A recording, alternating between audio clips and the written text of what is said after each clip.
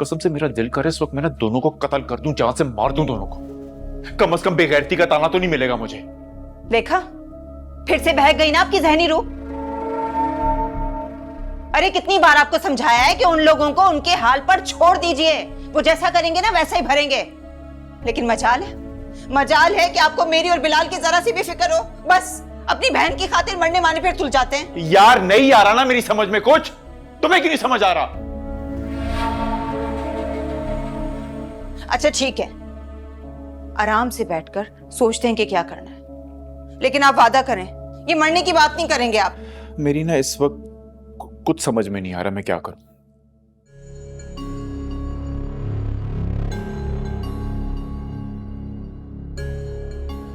तुम्हें एक बार मना किया ना, हमें फोन मत किया करो।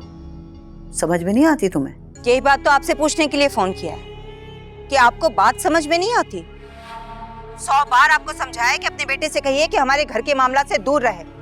आपसे अपना एक बेटा कंट्रोल में नहीं हो रहा। मेरे बेटे का जिक्र कहाँ से आ गया? अरे आपका बेटा तो खुद हमारी जिंदगियों पर अजाब बनकर मुसल्लत हो गया है। बाज नहीं आएगा वो। देखो, जबान संभाल के बात करो, मैं बिल्कुल बर्दाश्त नहीं करूंगी। अच्छा, हमारा जिगर तो जैसे पत्थर का बना हुआ है ना, जो सब कुछ बर्दाश्त कर लेंगे। और आपका आवारा बेटा, उसका जो दिल चाहेगा वो करता फिरेगा, है ना? सुरैया, जबान संभाल के बात करो, हद से बढ़ रही हो तुम। हद से ज्यादा तो आपका बेटा बढ़ गया है, जिससे मेरे भाई और भाभी के बीच में तलाक करवा दी है। ये क्या बकवास है? ये बकवास और बेहूदगी तो आपके बेटे ने की है। बर्दाश्त नहीं हुआ ना उससे हमारा हंसता बसता घर। अरे पीछे लग गया मेरी भाभी के, उसको भी अपने पीछे लगा लिया। और वो तलाक लेकर बैठ गई आपके बेटे की खातिर। झूठ! मेरा अहमर हरगिज भी ऐसा नहीं कर सकता। अरे जो हुकूमत के साथ गबन कर सकता है ना, वो कुछ भी कर सकता है। अच्छा नहीं किया उसने। मैं तो उसे नहीं छोड़ने वाली। एक बात मेरी कान खोलकर सुन लें, पूरे खानदान में फैलेगी। फिर जो दिल चाहे ना वो आप कर लीजिएगा।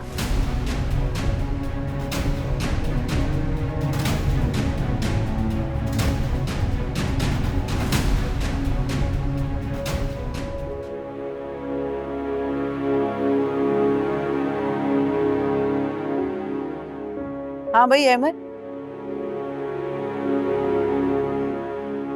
तुम अपनी खाला के घर गए थे? मैं नहीं गया। झूठ बोल रहे हो तुम गुल के घर गए थे, वहां गुल के शौहर से तुम्हारा झगड़ा हुआ है और इस वजह से उसने गुल को तलाक दी है। अम्मी, आपको किसी ने गलत बताया? किसी ने नहीं, सुरैया ने बताया मुझे। और कितनी बेइज्जती की है उसने मेरी। क्यों गए थे तुम वहां पे आखिर? मैं आपको नहीं समझा सकता। जाहिर है ये तो तुम किसी अफलातून को भी नहीं समझा सकते कि आखिर तुम वहां बार बार करने क्या जाते हो, जब 1000 दफा तुम्हें मना किया है तो। नहीं, क्या बात हो गई है? किस बात पे इतना शोर मच रहा है? आइए पूछिए अपने साहबजादे से कि ये क्या कारनामा अंजाम दे के आए हैं। बताओ। मैंने कुछ नहीं किया अम्मी। तो क्या सुरैया झूठ बोल रही है? आज तुम सारा दिन फहमीदा बाजी के घर नहीं थे? क्या गुल को तुम्हारी वजह से तलाक नहीं हुई?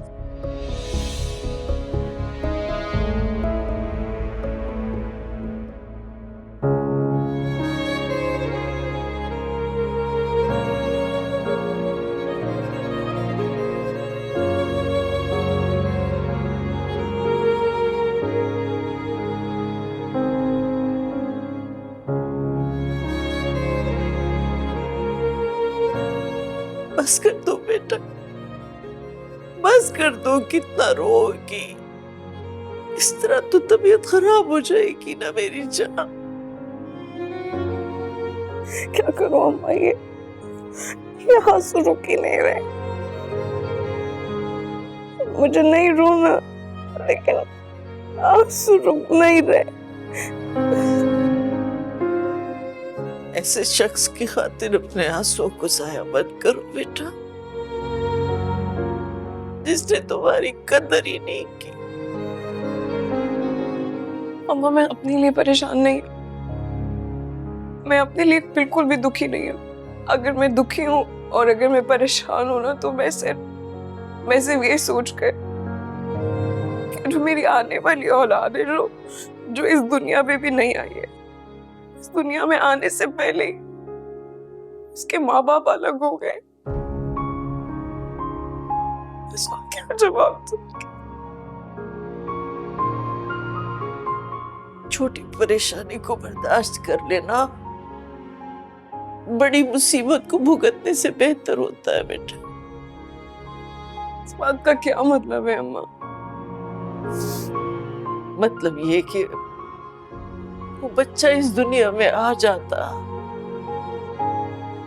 तुम नफीस के साथ रह रही होती, वो रोज उस बच्चे के सामने तुम्हारे साथ झगड़ा करता, तुम्हारी बेइज्जती करता, तुम्हें बेऔकात होने का एहसास दिलाता, तो उस बच्चे की नफ्सियात पे क्या असर पड़ता? तुम तो पढ़ी लिखी हो, मुझसे कहीं बेहतर जानती हो। जो कुछ भी अम्मा, लेकिन मैं खुद को कभी माफ नहीं कर पाऊंगी। मैं यही सोच रही हूँ कि मैंने ना सिर्फ अपने लिए बल्कि अपने बच्चे के लिए भी एक गलत बाप का इंतखाब किया। इतनी बड़ी गलती कैसे हुआ? तुम्हारी कोई गलती नहीं थी कुल, सारी गलती तो हमारी थी। तुम्हें तो मजबूर किया गया था, तुम तो ये शादी करना ही नहीं चाहती थी। लेकिन मेरा अल्लाह गवाह है, तुमने आखिरी हद तक इस बेजान रिश्ते को निभाने की कोशिश की। हम सब तुम्हारे मुजरिम हैं, बल्कि मैं गुनहगार हूं तुम्हारी। मैं अपने बेटे के सामने तुम्हारी ढाल नहीं बन सकी। नहीं अम्मा, नहीं, मुझे किसी से कोई शिकायत नहीं है। मेरे किस्मत में जो लिखा था, मेरे नसीब में जो लिखा था, मैं उस पे राजी हूँ। मुझे किसी से कोई गिला नहीं कुछ। ये किस्मत का नहीं, इंसानों का गलत फैसला था बेटा। हमने तुम्हारे साथ अच्छा नहीं किया, हमें माफ कर दो, मुझे माफ कर दो। अम्मा नहीं, ऐसी बातें मत करें, ऐसी बातें मत करें अम्मा। और मेरे साथ जो कुछ भी हुआ है ना, मैं जानती हूँ उसमें कोई ना कोई बेहतरी होगी। अल्लाह ताला ने मेरे लिए जरूर कोई अच्छा सोच रहा होगा। और ये क्या, आप तो मुझे चुप करवा रही थी ना, और खुद रोना शुरू हो गई। हाँ? नहीं अम्मा।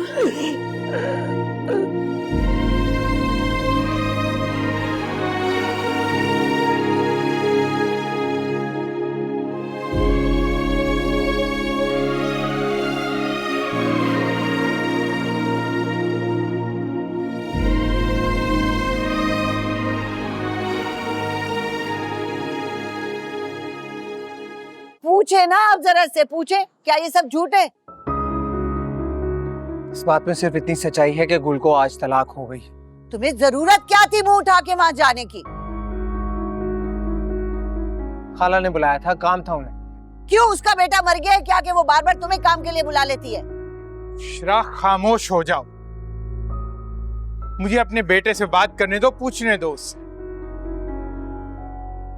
हाँ बेटा अमर, बताओ असल में क्या हुआ था वहां? मैं बता तो रही हूँ आपको कि इसकी वजह से गुल को तलाक हुई है। श्रा, अगर तुम खामोश नहीं रह सकती तो अंदर चली जाओ, बात करने दो मुझे अपने बेटे के साथ। हाँ अमर बेटा, बताओ अब क्या हुआ? अबू नोमी धोखाधड़ी से गुल का मकान बेच रहा था।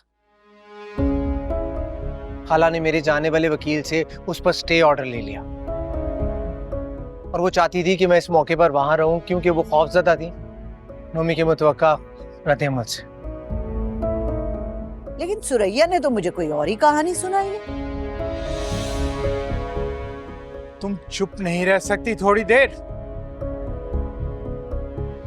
हाँ अमर, तुम अपनी बात जारी रखो।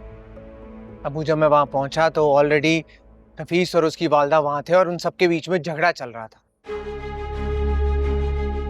मुझे वहां देखकर नफीस ने उल्टा मतलब निकाल लिया और किसी के भी सोचने समझने से पहले गुल को तलाक दे दी। ये तो उस बच्ची के साथ बहुत बुरा हुआ है। आपको उस बच्ची की पड़ी है? अपना बच्चा दिखाई नहीं दे रहा जिसके ऊपर पहले गबन का इल्जाम लगाए और अब किसी की बीवी को वरगलाने का।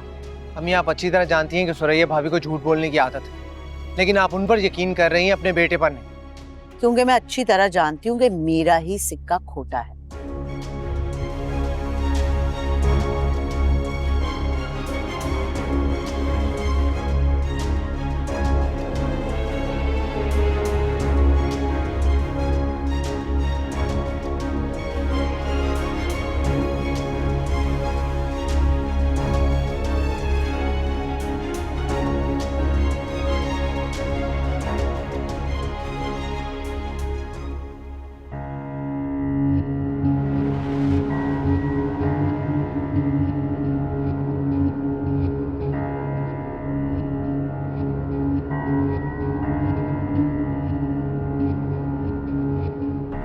नफीस को भी खाने का पूछा है या खुद ही ठूंसे जा रही है?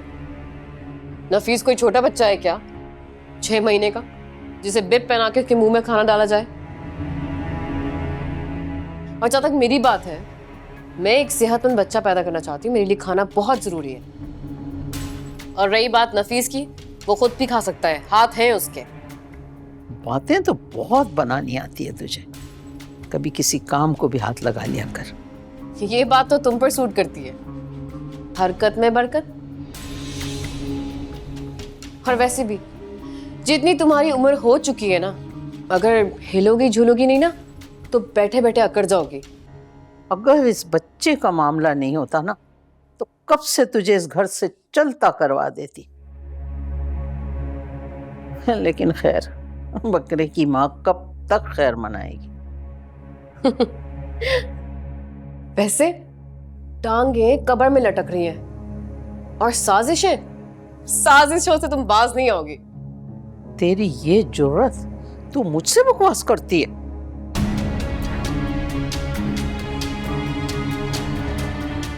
आइंदा ऐसी बेवकूफी भी मत करना मुझ पे हाथ उठाने की, वरना भूल जाऊंगी तुम्हारी उम्र का लिहाज करना। तुम्हारी आदत होगी बहुओं पे जुल्म करने की, लेकिन मेरी आदत बिल्कुल नहीं है। मैं ईंट का जवाब पत्थर से ही देती हूँ।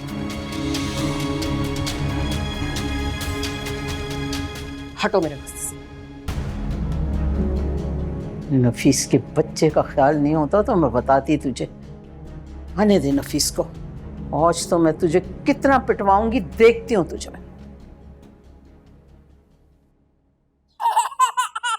आ जाओ। क्या कर रही हो तुम? छोड़ो इसे, दूर रखो अपना मनहूस साया मेरे बच्चे से। मनहूस साया?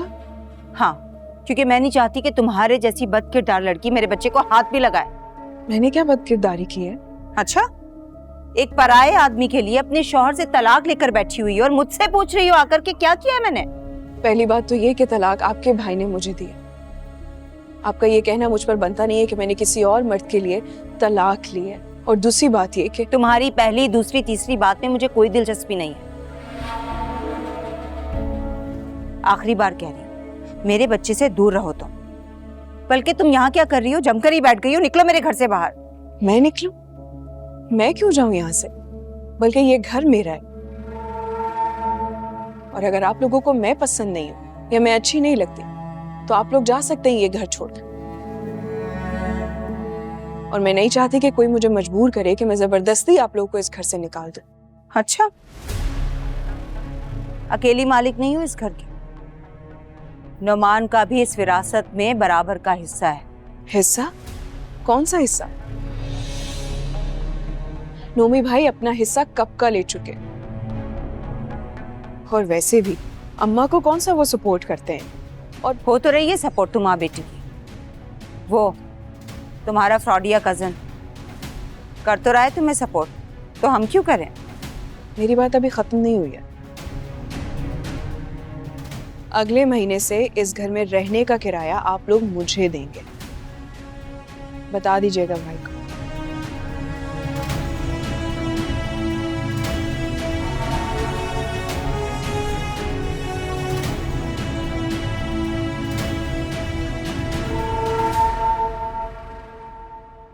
नौशी, मैंने तुम्हें कहा है ना मेरे लिए चाय बना के मेरे कमरे में लेके आओ। अम्मी मैं आपके लिए चाय बनाकर लाया हूँ। मुझे ना तुमसे बात करनी है ना तुम्हारे हाथ की कोई चीज खानी पीनी है। अम्मी प्लीज नाराजगी खत्म करें अपनी। कितने दिन हो गए आप मुझसे बात भी नहीं कर रही। मुझे तुमसे बात करनी भी नहीं है। तुमने मेरा दिल भी दुखा है और मुझे नीचा भी दिखाया है। अब प्लीज आप समझाएं अम्मी को। बुशरा, थूक दो अब तुम गुस्सा। देखो, दीन में भी खफगी के बायस किसी से 3 दिन से ज्यादा बात ना करना जायज नहीं है। अच्छा, और उसी इस्लाम में माँ बाप की हुक्म अदूली और दिल आजारी भी मना है। ये लेक्चर तो आपने अपने बेटे को कभी नहीं दिया। अम्मी मेरी मजाल, मैंने कभी आपसे बदतमीजी करने का सोचा भी नहीं। अरे बात तो मेरी मानते नहीं हो और बिला वजह के ढकोसले। नौशी, मैंने तुम्हें कहा है ना मेरी चाय बना के कमरे में लेके आओ। मुझे लगा आप ऐसे ही बोल रही हैं। कमाल है भाई, हद होती है। यानी मैं किसी को सीरियस नजर ही नहीं आती, मेरी बात को लोग मजाक समझते हैं। अभी अम्मा,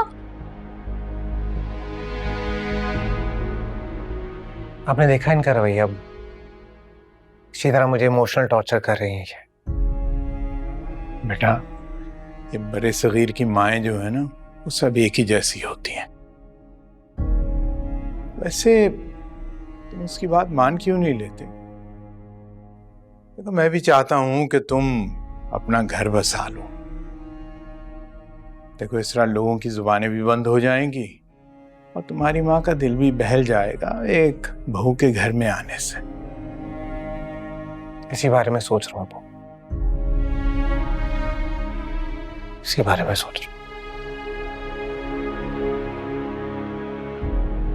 चलो, बैठो।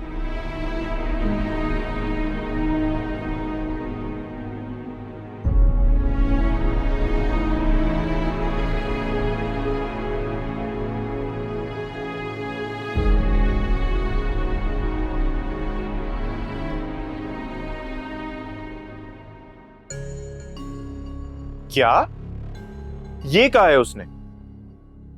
गुल का दिमाग तो खराब नहीं हो गया? दिमाग नहीं, नियत खराब हो गई है उसकी। अरे लिहाज मर गया उसके अंदर, वरना दुनिया की कोई भी बहन अपने भाई के साथ ऐसा सुलूक नहीं कर सकती।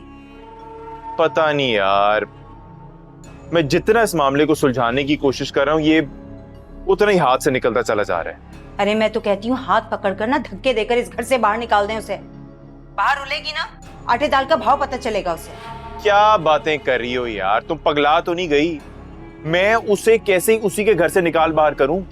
अच्छा, जब वो हमें धक्के देकर इस घर से बाहर निकालेगी तब आप खुश होंगे? अरे भाई, क्यों करेगी वो ऐसा?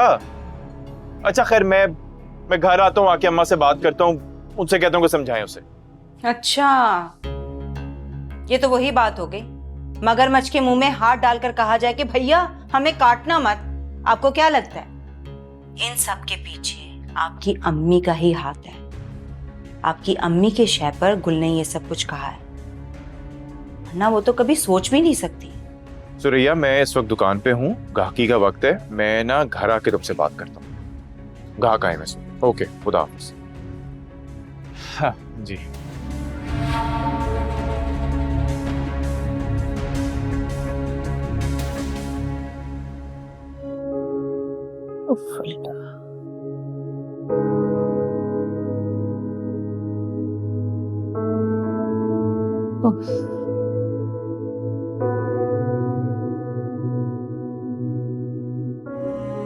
क्या हो गया बुशरा?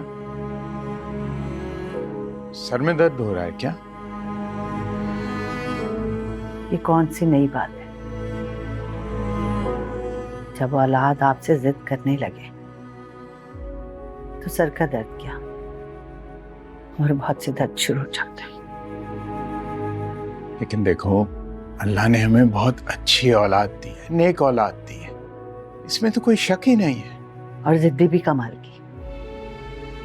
मजाल है जो कभी मेरी बात मान जाए। मेरी बात हुई थी अहमद से, वो कह रहा था कि अब शादी के बारे में संजीदगी से सोचेगा। सच? उसने ये कहा है आपसे? इसीलिए तुम भी जरा सब्र से काम लो, उसके ऊपर प्रेशर मत डालो, वो खुद तुमसे आकर बात करेगा। मैं तो इस दिन का इंतजार एक एक पल गिन गिन के कर रही हूँ कि ये दिन कब आएगा मेरी जिंदगी में। कसम से इस खुशी से मेरे तो सर का दर्द ही सही हो गया। वैसे एक बात मुझे बताओ, तुम खवातीन जो हो, बहू लाने के लिए दुआएं करती हो, मन्नतें मांगती हो, और जब बहू जो है वो घर में आ जाती है तो उसकी सबसे बड़ी दुश्मन खुद ही बन जाती हो। ये साइंस मुझे कुछ समझ में नहीं आई। सिद्दीक साहब, वो सासे ना कोई और होंगी। मैं तो अपनी बहू को अपने हथेली का छाला बना के रखूं। अल्लाह करे कि ऐसा ही हो। वैसे कुल की तलाक का सुनकर बहुत अफसोस हुआ है। हाँ, है तो बहुत अफसोसनाक बात, लेकिन ये मत भूलिएगा कि फहमीदा बाजी ने कैसे मेरे अहमद को ठुकरा के उस नफीस से अपनी बेटी का रिश्ता तय किया था। लेकिन उस लड़के ने 1 साल भी नहीं गुजरने दिया, कैसे तलाक देके निकाला। मैं तो कहती हूँ ये अल्लाह का इंसाफ था, अल्लाह ने किया ये इंसाफ। अरे खुदा का खौफ करो बुशरा, उसकी किस्मत में शादी होना वहीं पर लिखा था। कैसी बातें कर रही हो तुम? हाँ, तो फिर उसके नसीब में ये तलाक होना भी लिखा था, तो इसमें अफसोस की क्या बात है? और ये जो आप और आपके बेटे को मेरी बहन और मेरी भांजी से हमदर्दी का बुखार 24/7 है ना, मुझे बहुत जहर लगता है। अच्छी खासी समझदार औरत हो तुम, पता नहीं क्यों रोज बरोज तुम सुरैया जैसी होती जा रही, जहरीली। अपने रवैये पे तुम जरा गौर करो। अरे, यानी मैं और वो जहरीली सुरैया? अस्तगफर। यानी मिलाया भी तो उस नौगन से।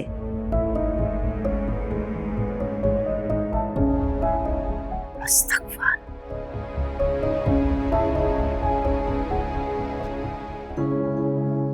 जी जी रईस भाई, बस शुक्र है अल्लाह का, सब कुछ ठीक है।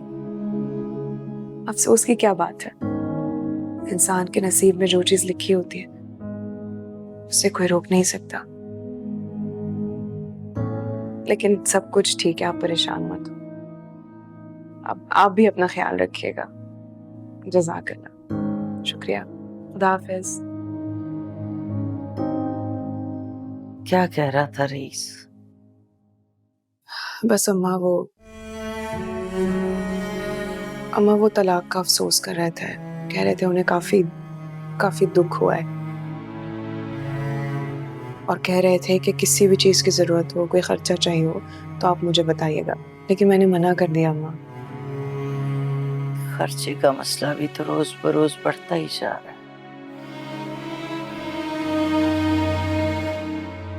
खैर, अल्लाह वाले।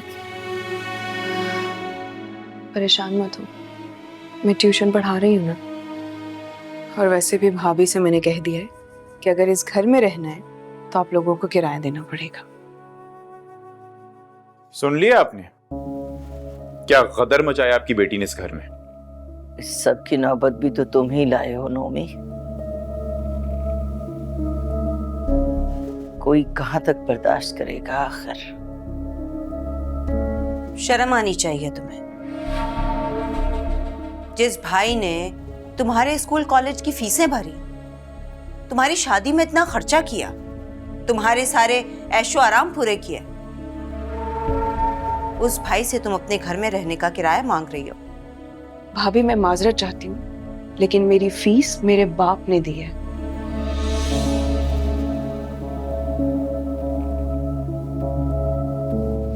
हमेशा। और मेरे बाप के मरने के बाद मेरे तमाम अखराजात मेरी माँ ने उठाए।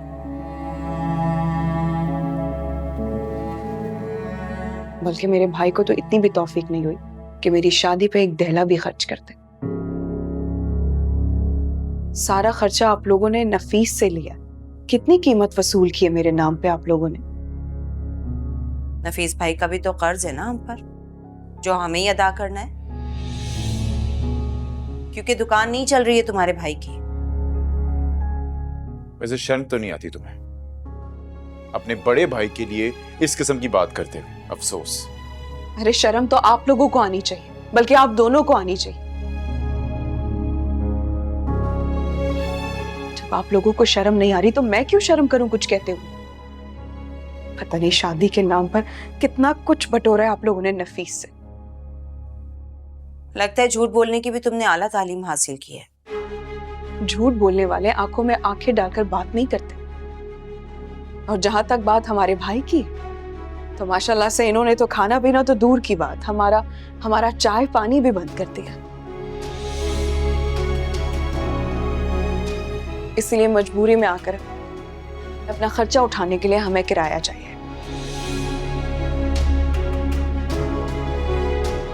और अगर हम किराया ना दें तो क्या कर लोगी तुम? कर तो मैं आप लोगों का कुछ भी नहीं सकती, लेकिन हाँ, मैं दूसरे किराएदार जरूर रख सकती हूँ।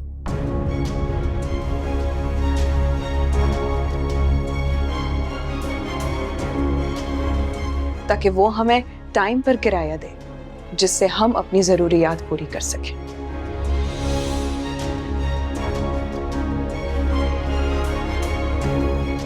आप लोग सोच लीजिए, आपके पास टाइम है।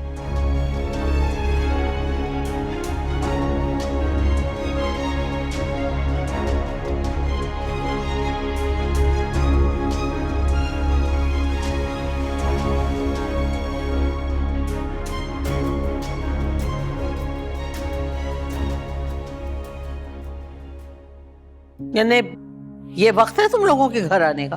इतना ज्यादा तो टाइम नहीं हुआ, अब 11 ही बजे हैं। अरे तुम्हें पता नहीं है, मैं 11 बजे तो सो जाती हूँ। तो सो जाती है ना खाला। नफीस को कौन सी लोरियां सुनानी होती हैं जिसके लिए आप जाग रही होती हैं हर वक्त? शर्म तो नहीं आ रही? वो मुझ पे तंज कर रही है और तुम हंस रहे हो बीवी की बात पे। क्या हो गया अम्मा, हमेशा गुस्सा करती रहती हो, कभी तो हंस लिया करो। हाँ हाँ हंसती हूँ, आजा इधर आ, कमरे में मेरे साथ आ, चल इधर आजा। बहुत पर निकल आए ना तेरे नई बीवी की वजह से। पहले मेरे आगे तो जबान नहीं खोलता था, अब हर वक्त बकबक करता रहता है। अम्मा कान तो छोड़ो मेरे, इस तरह तो तुम मुझे बहरा कर दो। मैं गंजा भी कर दूंगी तुझे, इंसान का बच्चा बन जा तू। यार अम्मा क्यों ख्वामा-ख्वाह उसके पीछे पड़ी रहती हो? अब तो वो माँ बनने वाली है। माँ बनने वाली है? एक बात बता ना, ये जो दूसरा भैया है, ये तूने अभी कुछ दिन पहले तो रचाया, इतना जल्दी कहाँ से माँ बनने वाली? अम्मा ये तो अल्लाह की देन है, जिसको चाहे नवाज दे, बस तुम थोड़ा ख्याल कर लिया करो। हाँ मुझे कहाँ इन बातों का पता है। बेटा ये तेरा पहला बच्चा नहीं है जो तू उसके लिए इस तरह से बावला हो रहा है। पहला लड़का तो होगा। जैसी शक्लें लड़का नहीं पैदा करती। बस कर दो अम्मा, पहले तुमने उस गुल बेचारी का जीना हराम किए रखा और अब इसके पीछे पड़ गई हो। है? खुदा के लिए मेरा घर बस जाने दो।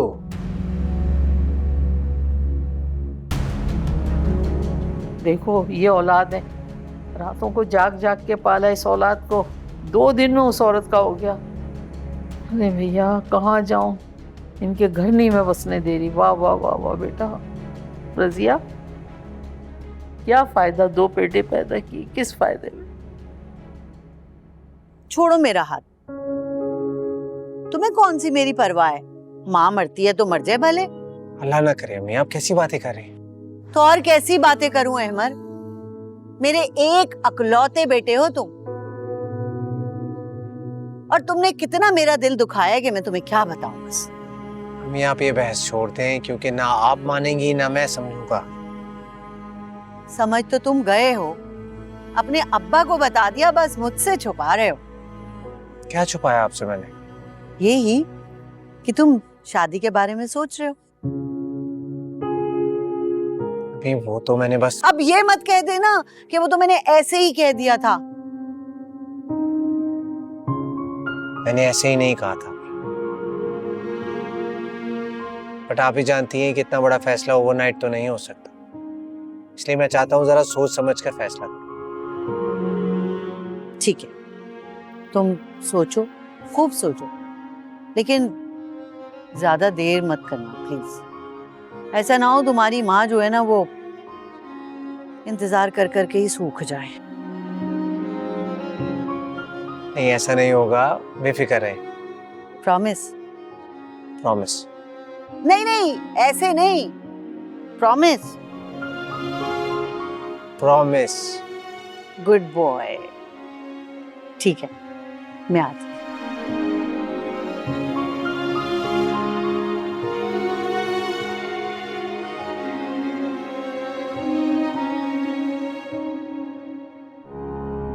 अम्मा मुझसे पूछ रही थी कि इतनी जल्दी खुशखबरी कैसे आ गई। अब मैं उन्हें क्या बताता कि तुम्हें अभी इस घर में लेकर आया हूं, लेकिन निकाह तो हम 2 महीने पहले ही कर चुके थे।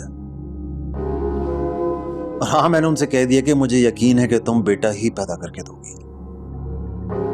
तो और क्या, मैं गुल की तरह थोड़ी हूँ जो लड़कियां पैदा करे। वैसे एक बात बताओ कि तुम्हारी अम्मा को मुझसे मसला क्या रहता है? अरे बस वही सासों वाली सोच। वो चाहती है उनके अलावा इस घर पे कोई और हुकूमत ना करे। हाँ, तो फिर आंटी को चाहिए था कि तुम दोनों भाइयों की शादी ही ना करती, ऐसी रखती ना छड़े चांट। अरे वो तो बस यूं ही बोलती रहती हैं, मैं वही करता हूँ जो मेरा दिल करता है। बस कर दो, जैसे मैं तो तुम्हें जानती ही नहीं। हर वक्त अपनी माँ से पिटते रहते हो या उनके घुटनों के नीचे लगे रहते हो। वो तुम्हारे कान भरती हैं और तुम उनके इशारों पे नाचते हो। मैं सुनता सबकी हूँ, लेकिन इसका ये मतलब नहीं है कि जहाँ सबकी सुनते हो वहां बेचारी मजलूम बीवी की भी सुन लिया करो, वो ही तुम्हारा साथ देगी। आखिर में ये बहन भाई माँ कोई काम नहीं आता। मुझे ही देख लो, कैसे अपनी माँ से लड़कर तुमसे शादी की है मैंने। तो मैंने कब इनकार किया? मैं तो तुम्हारा एहसानमंद हूँ, और देखो मैंने तुम्हें बिल्कुल वैसे नहीं रखा हुआ जिस तरह गुल को रखा था। उससे तो शायद कभी मैंने नरम लहजे में बात ही नहीं की। अच्छा बस करो, अब उस औरत का जिक्र मत किया करो मेरे आगे, मुझे बहुत बुरा लगता है। तुम बस मुझ पर फोकस करो और हमारे होने वाले बच्चे पे फोकस करो। और खबरदार, जो आइंदा 5 मिनट से ज्यादा अपनी माँ के पास बैठे हो तो वो तुम्हारा घर कभी बसने नहीं देंगी। ये बात लिख के रख लो तुम आज मेरी। हाँ हाँ, तुम्हें तो मैंने पीर बनाकर रखा हुआ है, क्यों फिक्र करती हो? अच्छा सुनो, आइसक्रीम खाओगी? आइसक्रीम?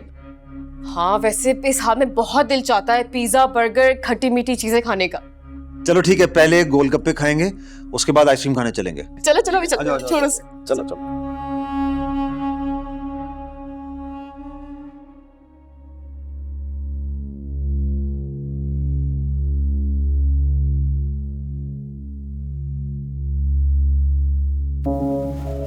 सखर वाली खाला का फोन आया था। कौन सी जखर वाली खाला? मेरे अब्बू की कजन अच्छा, गुल की तलाक के बारे में पूछ रही थी।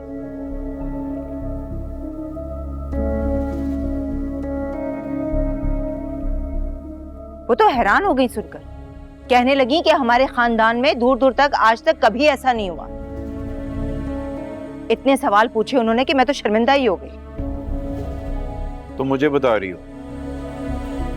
दिन की 10,000 कॉल्स आती हैं मुझे, पूरी दुनिया में बात फैल गई, हर कोई बात कर रहा है। क्या इंसान दुनिया वालों को वजाहतें देता फिरे? मेरी मानो तुम ना फोन उठाना बंद कर दो। भाई, आप ये डिस्कशन अपने रूम में भी जाके कर सकते हैं। बच्चों को पढ़ाने में डिस्टर्बेंस हो रही है। तुम तो चाहती यही हो। तुम्हारा बस चले ना, गला घोंट के हमारी आवाजें बंद कर दो।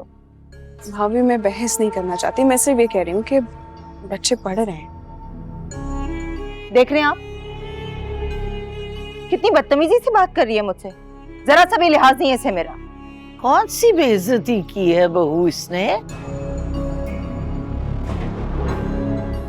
यही तो कहा है कि तुम लोग कमरे में चले जाओ। क्यों जाएं अपने कमरे में? कैदी हैं, चोरी की हमने।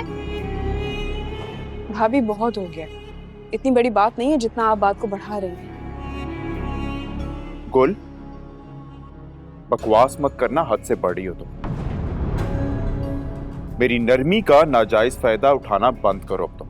क्या मैं जान सकती हूँ कि आखिर आपने कौन सी नरमी बरती है हमारे साथ? अच्छा, तलाक याफ्ता एक प्रेग्नेंट बहन को अपने घर में बिठाकर बैठे हैं, खिला रहे हैं, पिला रहे हैं, फिर भी सवाल पूछ रही हो कि क्या नरमी कर रहे हैं हम तुम्हारे साथ? मुझे तो लगता है कि आपने इस घर में फसाद फैलाने की ना कसम खा रखी। क्या हो गया नोमी? जवान बहन पे हाथ उठाओगे तुम अब? तो अम्मा इसे भी तो देखे ना आप, मुसलसल जुबान चला रही है। जबान ये नहीं चला रही, जबान तुम्हारी बीवी चला रही है।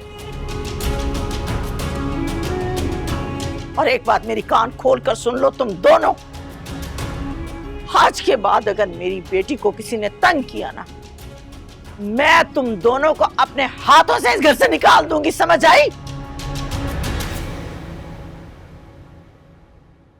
ये धमकियां ना किसी और को लगाइएगा, डरने वालों में से नहीं हूं मैं। ऐसा जीना हराम करूंगी ना आपकी इस बेटी का, किसी को मुंह दिखाने के काबिल नहीं रहेगी।